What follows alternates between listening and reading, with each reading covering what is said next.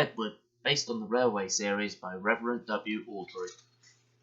This story is about Edward, the Blue Engine. As an old engine, he could be noisy and rather slow.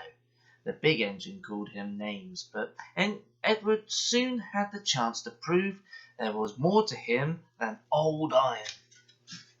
Edward was getting old. His parts were worn, and the big engines called him Old Iron because he clanged as he worked. One day he was taking some empty cattle trucks to the market. "Come on, come on, come on," puffed Edward as he clanged along the line. "Oh, oh, oh," screamed the rattling trucks. Some cows were grazing in the field by the line. When Edward clattered past, the noise and smoke upset them. They twitched their tails and ran. The cows charged across the field. They broke through the fence and crashed into the last few trucks. A coupling rod and the half trucks were left behind. Edward felt the trucks jerk suddenly, but he thought they were being naughty as usual. "Those troublesome trucks," he thought. "Why can't they come quietly?" Edward had reached the next station before he realized what had happened. News of the accident quickly reached the other engines. "Silly old iron. Fancy allowing cows to break his train," laughed Gordon. "They wouldn't dare do that to me. I'll show them," he boasted. Edward pretended not to mind, but Toby was cross. "Don't worry, Edward," he said. "Gordon's very mean to call you names. He doesn't know what he's talking about. Cows can be very troublesome." This made Edward feel a bit better. A few days later, Gordon rushed through Edward's station. "Mind the cows!" he laughed as he roared along the line, but his driver could see something on the bridge ahead. "Slow down, Gordon," he said, "and shut off the steam." "Pah!" said Gordon. "It's only a cow. Shoo!" he hissed, moving slowly on the bridge, but the cow wouldn't move. She had lost her calf and felt lonely. Gordon stopped. "Be off!" he hissed, but the cow kept walking towards him and mooed even louder. Gordon was scared and backed slowly away. His driver and fireman tried to send the cow away, but she wouldn't move. The guard told the porter at the nearest station. "That must be Bluebell," said the porter. "Her calf is here. We'll bring it to her now." "Moo!"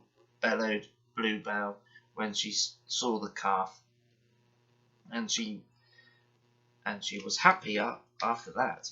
Gordon was quiet on his way back to the station. He hoped no one had heard about Bluebell, but the story soon spread. "Well, well, well," chuckled Edward. "A big engine like you afraid of a cow?" "I wasn't afraid," huffed Gordon. "I didn't want the poor thing to be hurt by running into me." "Yes, Gordon," said Edward solemnly, but he knew the real reason why Gordon had stopped. A few days later, Edward was late with the passengers for James's train. "It's old iron again," grumbled James. "Edward keeps us waiting." Thomas and Percy were annoyed. "Old iron?" they snorted. "Why, Edward could beat you in a race any day." "Really?" huffed James. "I should like to see him do it." Edward heard James as he pulled into the station, but he just smiled. Later that week, James's driver felt unwell. His fireman was ringing for a relief driver when he heard the signalman shout. James was puffing away without a driver. His fireman ran after him, but James was going too fast. The signalman had to halt the other trains to make sure there wasn't an accident. Two boys were standing on James's footplate, explained the signalman when James' fireman returned. "Edward is bringing the inspector. He needs a pole and a coil of wire."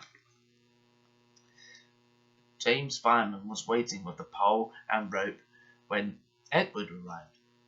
"Good man," said the inspector. Jump in." "Don't worry, we'll catch him," puffed Edward.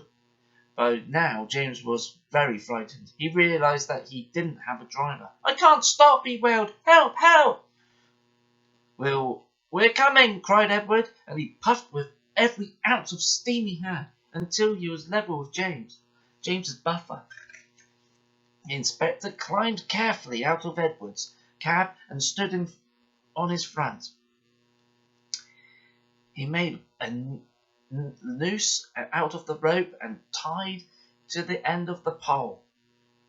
He was trying to slip it over James's buffer, and the engines swayed and lurched, and the inspector nearly fell, but he saved himself just in time. At last he did it. "Got him!" he shouted, and pulled the noose tight around James's buffer. Then he carefully climbed back into Edward's cab. Edward's driver braked gently so he didn't snap the rope, and James's fireman scrambled across and took control of James. Edward and James puffed back side by side. "So'd old Iron caught you after all," chuckled Edward. "I'm sorry," whispered James. "Thank you for saving me. You were splendid." When they reached the station, the Fat Controller was waiting. "That was a fine piece of work," he said. "I'm proud of you, Edward. You shall go to the works and have your warm parts mended." "Oh, thank you, sir," said Edward. "It will be a lovely not to clang any more." James's driver soon got better and went back to work. The naughty boys had got such a shock when James started moving that they decided to wait until they were much older before trying to drive a train again.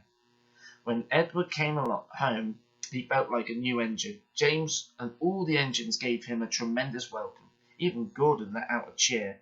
Edward was very happy that he would never be called Old Iron again. The end.